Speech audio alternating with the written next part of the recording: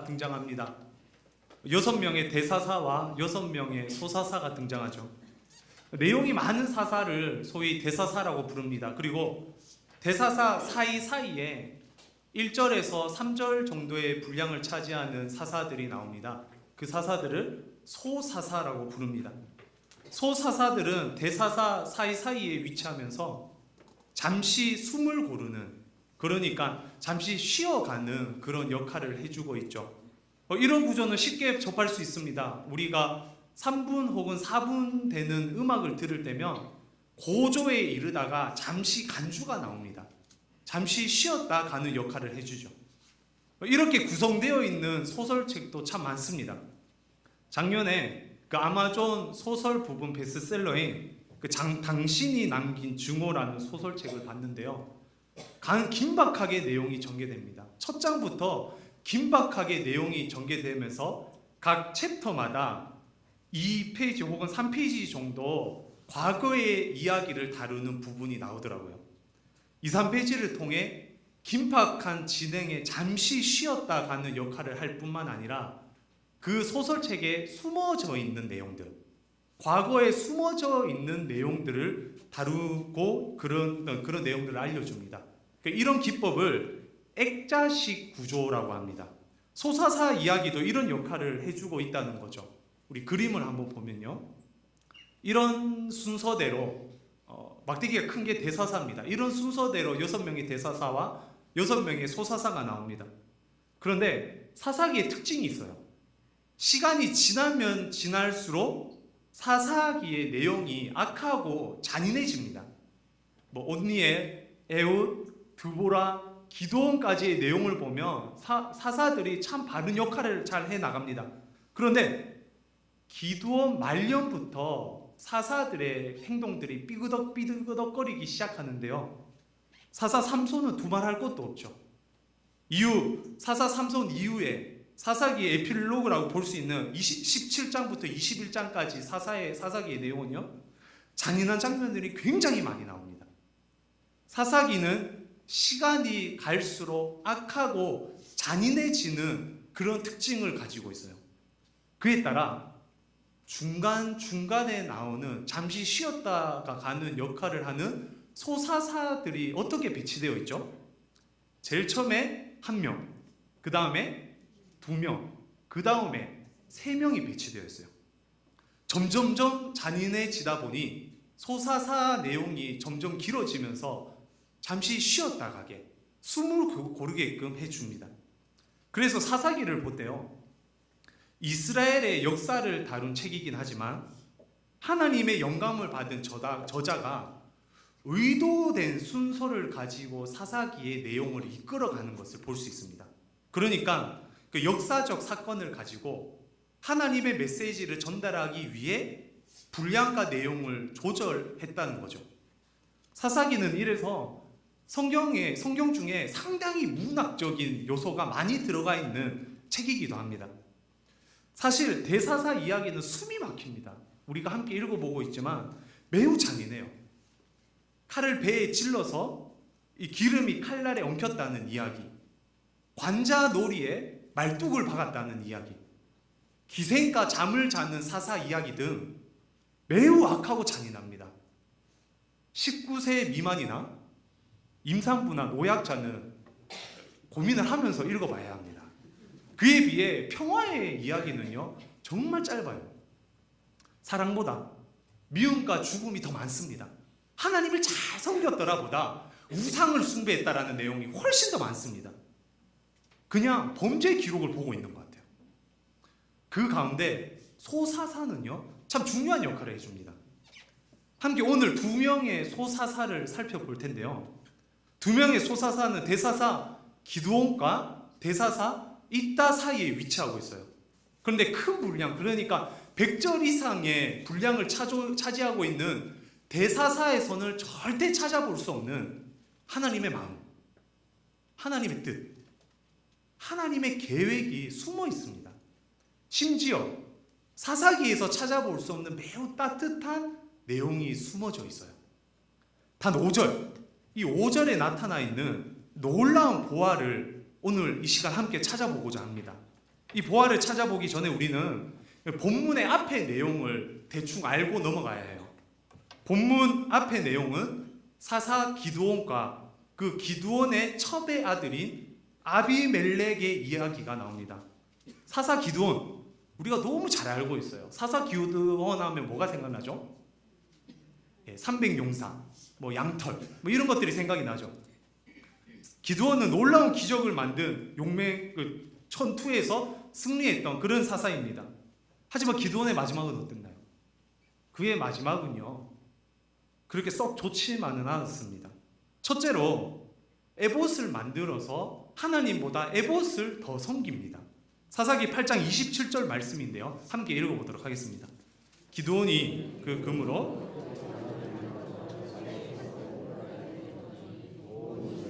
그것을 음란하기 위함으로 그것이 기드온과 그의 집에 올무가 되니라. 애굽이 에봇을 만들었는데 그 기드온과 온 이스라엘 그것을 음란하기 위했다라고 말하고 있죠. 둘째로 결혼도 많이 하고 아들도 많이 낳습니다. 30절 31절 말씀을 보면 이런 말이 나옵니다. 기드온이 아내가 많으므로 그의 몸에서 낳은 아들이 몇 명이라고요? 70명. 세겜에 있는 그의 첩도 아들을 낳았으므로 그 이름을 아비멜렉이라 하였더라. 2명도 힘든데 70명을 낳았대요. 기드온의 마지막은 그렇게 좋지만은 않습니다.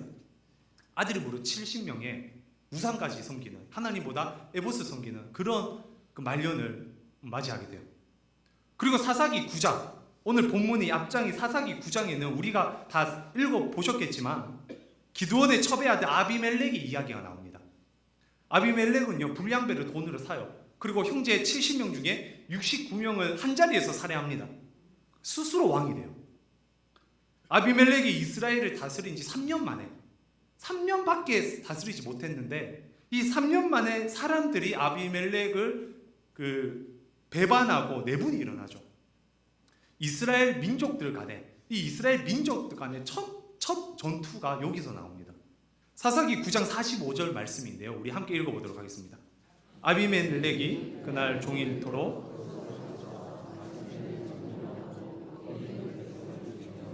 그 성을 헐고 소금을 뿌리니라. 에브라임 산지의 세겜성에 쳐들어갑니다. 백성을 죽입니다. 성을 헙니다. 소금을 뿌립니다. 근데 더 최악의 행동이 있어요. 49절 말씀인데요, 모든 백성들도 각각 나뭇가지를 찢어서 아비멜렉을 따라 보루 위에 놓고 그것들이 얹혀있는 보루에 불을 놓음에 세계 망대에 있는 사람들이 다 죽었으니 남녀가 약 1000명이었더라. 그러니까 에브라임 산지의 세겜성에 쳐들어가서 백성들이 살해를 당하고 성이 무너지니까 세겜 망대에 있던 사람들이 보루, 즉 요새나 땅굴 같은데요, 이 요새에 피난을 갑니다. 그런데 아비멜렉이 그 보루를 전부 태워버려요. 아비멜렉을 대적했던 사람들 뿐만 아니라 소위 민간인 사람들도 있었는데 그런 사람들도 다 태워버려요. 몇 명이 죽었다고요? 남녀 1000명이 죽습니다. 여러분, 분명 그 사이에 하나님께서 일하시는 부분이 나와요. 악한 영을 보내시고 행한 대로 보응하시고 예언하시고 성취하시죠. 하지만 사사기 9장을 읽고 있노라면 하나님의 사랑보다는 인간의 잔인함이 훨씬 더 많이 드러납니다. 여러분, 사실 우리가 살아가고 있는 우리의 삶의 현장도 이렇지 않습니까? 우리나라를 봐도 상상도 못할 만한, 그냥 만화에서만 볼 듯한 그런 범죄들이 계속 나오고 있습니다. 세상이 너무 흉흉합니다. 차라리 안 듣고 안 보고 싶은 마음이 더 많이 생깁니다. 기사를 보고 있으면 어느 누구 하나 믿을 것이 없습니다. 그 기사도 믿지를 못하겠어요. 평화에 대한 이야기는 현실 속에서 찾아보기가 참 힘듭니다. 우리 좁게는 우리의 가정들 또한 그렇지 않습니까? 이런저런 이유 때문에 가정들 사이에서 불화가 참 많습니다. 가까울수록 상처는 더 쉽게 받고 회복은 더딥니다. 수많은 사건들, 그리고 너무 속상한 사고, 우리가 살아가고 있는 지금 이 시점에서 사방을 돌아봐도 결국 편하지만은 않은 것 같습니다. 사사기 9장을 읽을 때의 그 심정처럼 우리의 마음은 참 불편하고 속이 상하고 답답합니다. 어쩌면 이 세상이 악한 것은 당연한 것처럼 느껴집니다. 사사기도 이렇게 심각한 내정, 잔인함, 이 내용이 고조를 이루다가 1분 뒤에 뵙겠습니다라는 짧은 광고의 문구처럼 소사사 이야기가 아주 짧게 나옵니다. 함께 이 짧은 소사사 이야기로 들어가 보화를 찾아봅시다. 우리 1절 말씀인데요. 함께 읽어보겠습니다. 아비멜렉의 뒤를 이어서 이사갈 사람 도도의 손자 부하의 아들 돌라가 일어나서 이스라엘을 구원하니라. 그가 에브라임 산지 3일에 거주하면서. 아멘. 아비멜렉의 뒤를 이어서, 정리하자면 아비멜렉은 어떤 사람이었나요? 스스로 왕이 되려고 기드온의 아들들 70명 중에 69명을 죽인 그런 살인자였습니다. 권력을 유지하기 위해 에브라임 산지 세겜에 있던 사람들을 비참하게 죽인 폭군이었어요. 이런 아비멜렉의 뒤를 이어서 돌라가 사사가 됩니다. 근데 돌라를 어떻게 소개하고 있죠? 이사갈 사람, 도도의 손자, 부하의 아들.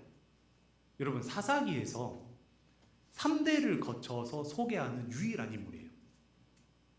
이사갈 지파와 3대, 도도의 손자, 부하의 아들이라고 이 족보를 소개하는 것은 그의 집안이 이사갈에서 꽤나 뿌리가 있던 그런 집안이었던 것 같습니다. 우리는 누군지 모르지만 첫 번째 독자인 이스라엘 백성들이 이 말씀을 봤을 때 도도의 손자, 부하의 아들 이렇게 얘기할 정도로 이사갈 지파에서 뿌리가 있던, 명성이 있던 그런 집안의 사람이었어요. 그러니까 3대째까지 표현을 합니다. 그럼 그가 이스라엘을 구원합니다.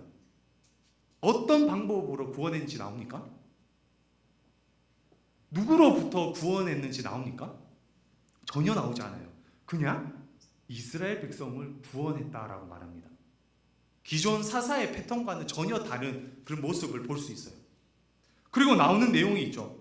그가 에브라임 산지 3일에 거주했다. 그는 에브라임 산지 3일에서 사사 활동을 합니다. 그런데 신기한 부분이 있어요. 돌라가 어느 지파 사람이라고요? 이사갈. 대충 이사갈 사람이 되었습니까? 족보가 있는 집안이었습니까? 족보가 있는 집안이었어요. 그런데 에브라임 산지는 이사갈 지파 땅이 아닙니다. 므낫세 지파 땅이에요. 다른 지파 땅에 가서 그곳에서 사역을 합니다.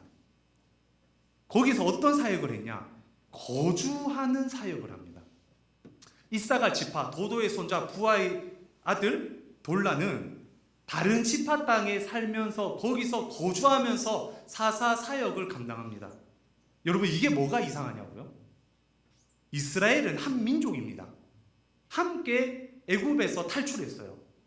함께 힘을 합쳐서 가나안 땅을 점령했습니다. 하지만 각 지파마다 땅을 분배받아요.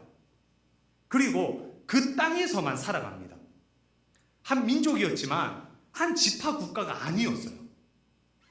12지파 국가였습니다. 그러니까 각 지파마다 땅의 경계선이 분명했습니다. 선명했습니다. 솔로몬 시대처럼 이 중앙 집권 국가가 아니었다는 거죠.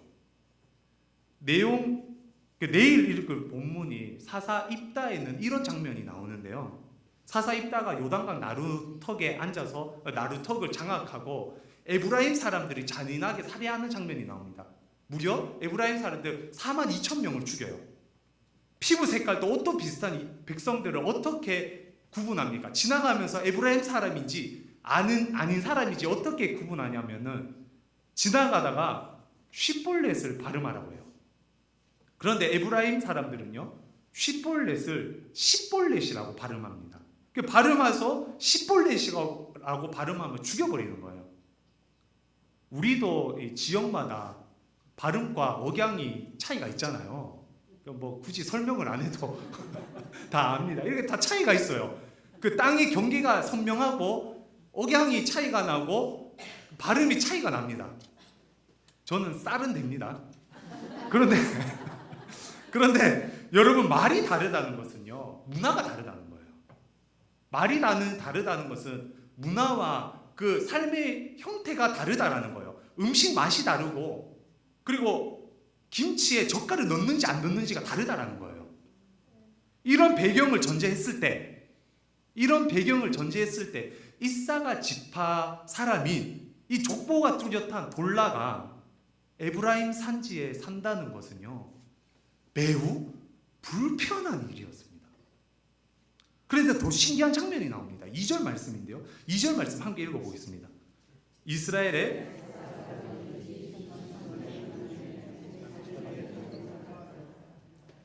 불편한 다른 지파 땅에서 살다가 그 땅에서 죽습니다. 그 땅에서 장사됩니다. 사사기 어느 누구도요, 다른 땅에서 죽은 사사가 없습니다. 기드온은 고향 오브라에 묻히고, 입다도 길랏 사람이니까 길랏 한 성읍에 묻힙니다. 입산, 엘론, 압돈도 자신들의 고향에서 장사가 되고요, 삼손도 고향이 마노아의 장지에 묻힙니다. 자신의 고향이 아닌 다른 지파에 묻힌 것은 사사 돌라가 유일합니다. 기존의 사사의 패턴과는 전혀 다른 모습을 띠고 있어요. 뭐가 생각나십니까? 저는 양화진 선교사님들의 묘가 생각났어요. 마치 한국 땅에 선교하러 오신 한국인보다 한국 땅을 더 사랑했다고 말하는 그런 선교사님들이 생각났습니다. 한국 땅에 젊을 때 와서 그 자리에서 죽음을 다 바쳐서 고향 땅에 못 들어가고 그 땅에서 그 묘가 있는 거예요. 돌라 또한 그렇게 고향이 아닌 사역지에서 묻힙니다. 또한 여러분, 3일은 에브라임 산지에 있었던 땅입니다. 여러분, 에브라임 산지라고 하면 뭐가 생각나십니까? 에브라임 산지에 세겜이 있었어요. 세겜이라 하면 뭐가 생각나십니까? 세겜은 아비멜렉의 마지막 전투 장소였죠. 돌라가 사역했던 3일이 어디인지 정확하게 알 수는 없지만 많은 학자들은 세겜 근처에 3일이 있었을 거라고 추측합니다. 무슨 말인가요? 같은 동족을 무참히 살해하고 남녀노소 불문하고 학대했던 그 잔인한 살인의 현장, 인간의 권력과 욕심만이 득실득실했던 그 현장, 그 상처가 고스란히 남아있는 그 땅에, 그 동네, 그 사람들과 사사 돌라가 함께 있었던 거예요. 어느 학자는 돌라가 했던 사역이, 그러니까 1절에 나오는 이스라엘을 구원하니라 라는 사역이 이스라엘의 내적 기반을 다졌던 사역이라고 평가합니다. 왜냐? 주된 족분이 나오는 것도 아니고 전쟁 내용이 나오는 것도 아니기 때문이죠. 기존 사사의 패턴과는 전혀 다른 양상을 띠고 있기 때문이죠. 그래서 사사 돌라의 사역은 함께 거주하는 사역이었습니다. 누구와?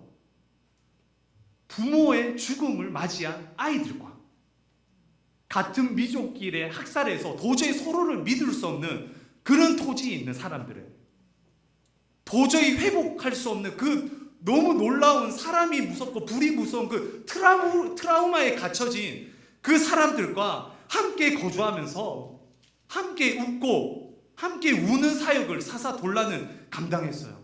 그게 바로 사사 돌라의 사역이었습니다.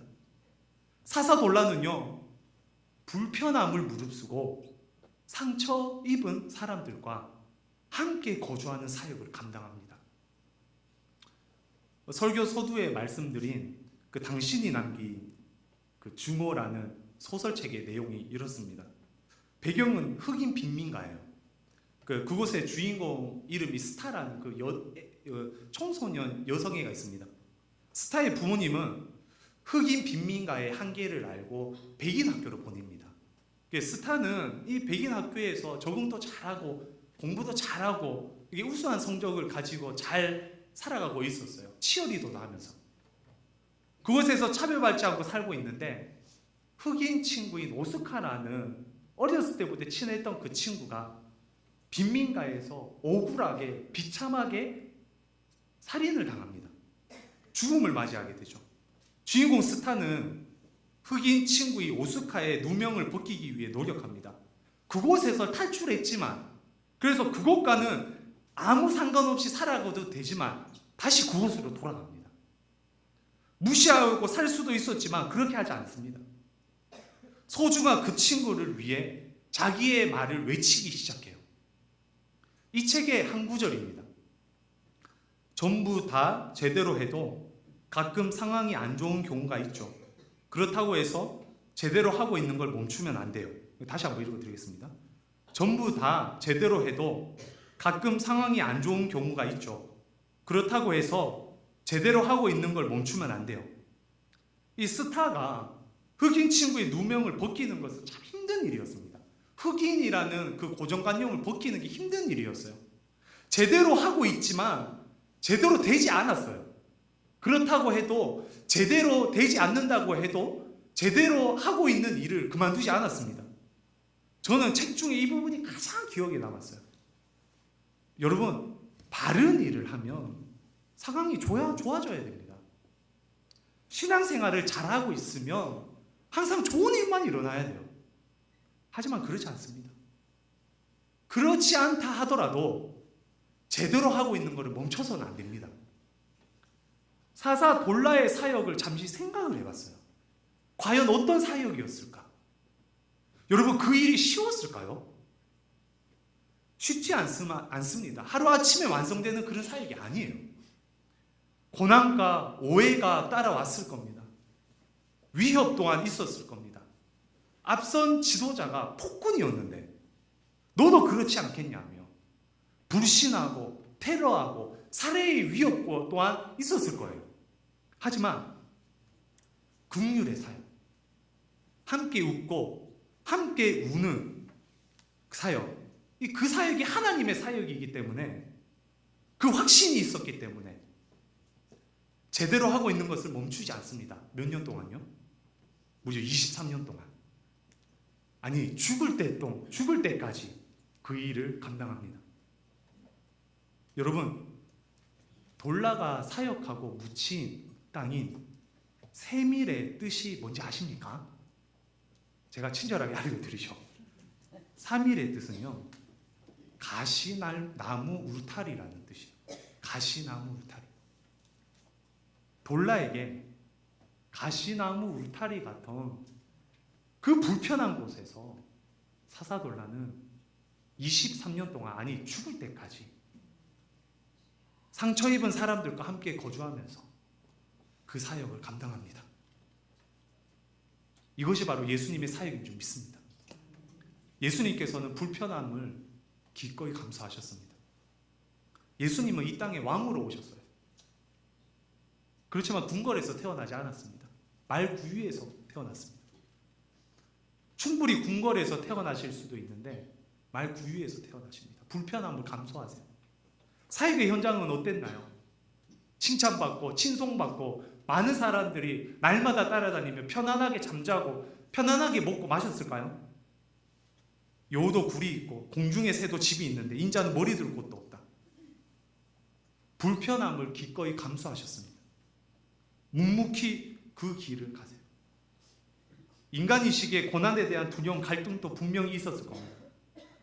마지막에는 함께 지내던 제자들도 뿔뿔이 다 흩어집니다. 하지만 하나님의 일에 위해 목숨을 바칩니다. 우리는 어떤가요? 하나님의 일을 감당하다 보면 참 불편한 일이 많습니다. 주일학교를 섬길 때 교사 선생님들이 부모님에게 전화하는 것을 참 불편해했어요. 하지만 사실 부모님과 접촉해야 되는 일들이 참 많습니다. 그래서 힘들어합니다. 교사로서 사역한다는 것은 결코 편하지만은 않습니다. 목자로 섬기면 목자를 거절하는 많은 목원들을 만나게 됩니다. 상처받는 경우가 허다합니다. 사실 말 잘 듣는 목원들만 있었으면 좋겠어요. 잘 모이는 목원들만 있었으면 좋겠어요. 목자로 섬기는 것은 참 불편한 일입니다. 사역자는 안 그럴까요? 저를 보면 어떻게 보실지 모르겠지만 저는 상당히 소심합니다. 진심이에요. 최근에 저 자신을 돌아보는데 불편한 자리에 가더라도 좀 불편한 사람들과 함께 있더라도 어색하지 않은 척하고 웃고 먼저 말 거는 좀 되게 적극적으로 된 저의 모습을 갑자기 직면하게 됐어요. 그러면서 제가 저 자신을 보는데 참 불쌍했습니다. 아니, 불편해도 사역자라고 이렇게 말 한마디 더 하고 괜히 안 어색한 척 해야 되는, 표정 관리를 해야 되는 저의 모습을 관찰하면서 되게 불쌍하게 느껴졌어요. 그 부분을 곱씹으면서 묵상을 하고 있는데요, 하나님께서 저에게 이런 마음을 주시더라고요. 지훈아, 그게 사역이야. 지훈아, 그게 내가 했던 사역이야. 감히 저 같은 사람이라고 비교할 수 없습니다. 근데 우리 주님께서 그렇게 하셨더라고요. 기꺼이 불편한 몸으로 오시고 기꺼이 불편한 곳에 계셨습니다. 머리 둘 곳도 없으셨죠. 불편한 잠자리를 찾아가셨습니다. 오직 영혼들을 위해서. 사사 돌라가 그랬던 것처럼 우리의 완벽한 사사 예수님은 친히 성육신하셔서 불편한 인간의 몸을 입으시고 불편한 인간의 몸으로 죽으셨어요. 사사 돌라가 가시나무 울타리에서 장사되었던 것처럼 예수님께서는 가시 면류관을 쓰시고 십자가에서 죽으셨죠. 우리도 예수님을 닮아가야 합니다. 불편한 옷을 기꺼이 입을 수 있어야 돼요. 그것이 바로 사역입니다. 하나님의 뜻이라면, 하나님의 일이라면 그분을 위해 이 거룩한 불편함을 기꺼이 감수할 수 있어야 돼요. 우리 주위에도 에브라임 산지의 세겜 사람들처럼 상처 입은 많은 사람들이 있습니다. 불편함을 무릅쓰고 십자가를 통과할 때 더 이상 불편함이 아닌 이 행동은 거룩한 행복으로 변화될 줄 믿습니다. 거룩한 행복이라는 이런 보화를 우리의 삶의 현장에서 캐낼 수 있는 저와 여러분이 되시길 주님의 이름으로 축원드립니다.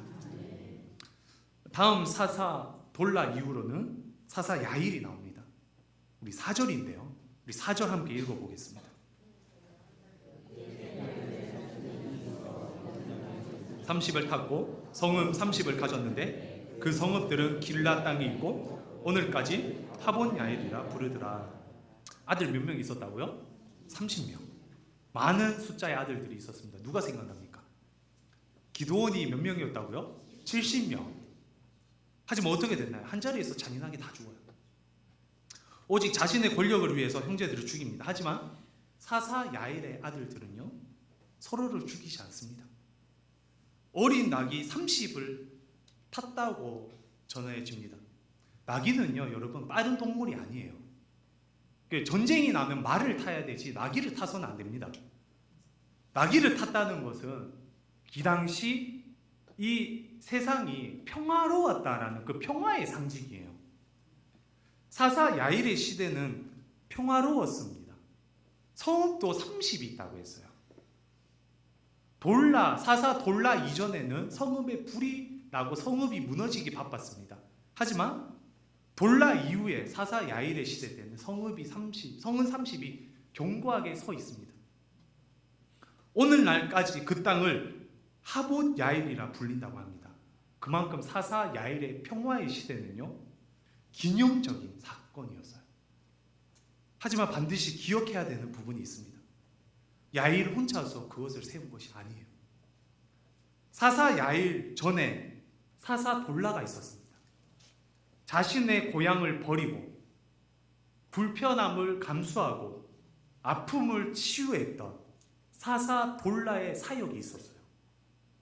사사 돌라 때 그 사역의 열매는 맺지 않았습니다. 하지만 그 후에 야일의 시대 때 사사 돌라의 희생과 섬김은 열매가 되어 나타납니다. 우리는 이런 희생과 섬김의 내용을 수도 없이 듣게 됩니다. 한 사람을 통해 수십 년 뒤에 큰 열매를 맺었다라는 이야기를 듣게 되죠. 하지만 우리의 삶 속에는 그걸 원하지 않습니다. 즉각적인 열매를 원해요. 마치 자판기처럼 돈을 넣으면 음료수가 나오듯이 즉각적인 열매를 원합니다. 하지만 하나님의 사역은 그렇지 않습니다. 하나님의 사역의 방식은 하늘의 미랄이에요. 요한복음 12장 24절 말씀이죠. 함께 읽어보겠습니다. 내가 진실로 진실로 너에게 이르노니 한 알의 밀이 땅에 떨어져 죽지 아니하면 한 알 그대로 있고 죽으면 많은 열매를 맺느니라. 아멘.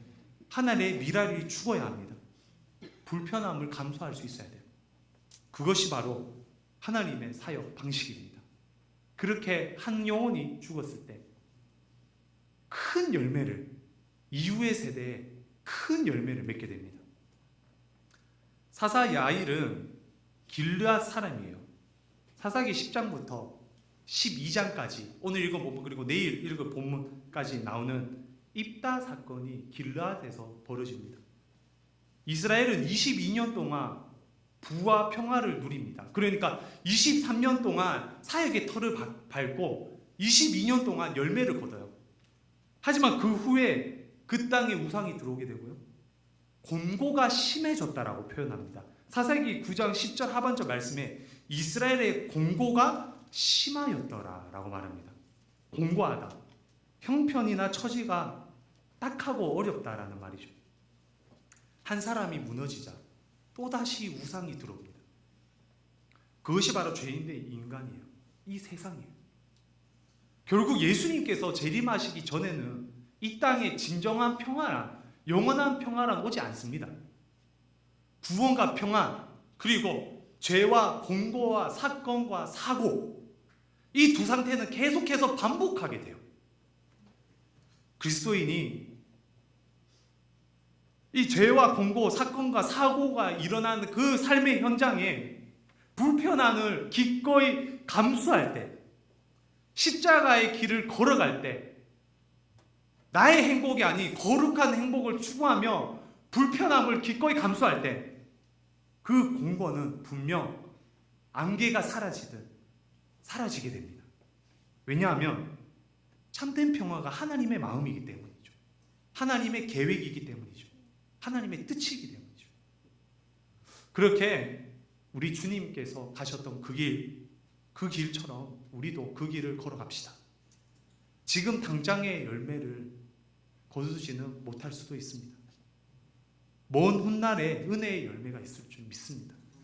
사사 돌라의 섬김이 사사 야일 때 큰 열매를 맺었던 것처럼 우리의 섬김이 결국 하나님 앞에서 큰 열매를 맺게 될 것입니다.